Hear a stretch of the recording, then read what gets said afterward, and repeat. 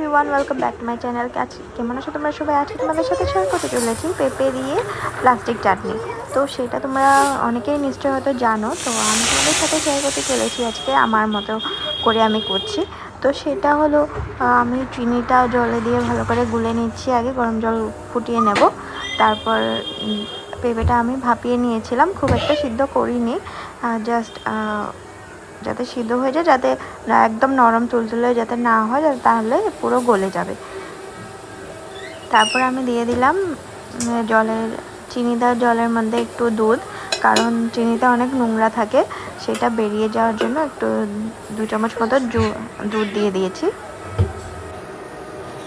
এবার আমি একটা হাতার দ্বারা আমি নোংরাগুলো ফেলে দিচ্ছি। এই দেখো, উপরে ভেসে এসছে নোংরাগুলো।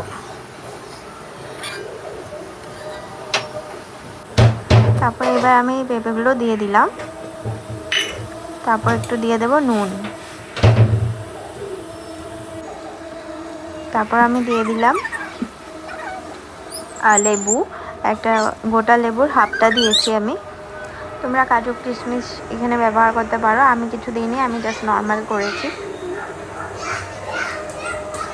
এবার আমি প্রায় উপকরণ দেওয়া কমপ্লিট হয়ে গেছে, আর এবার দেখো আমি নামিয়ে নিয়েছি। দেখো কেমন লাগছে দেখো।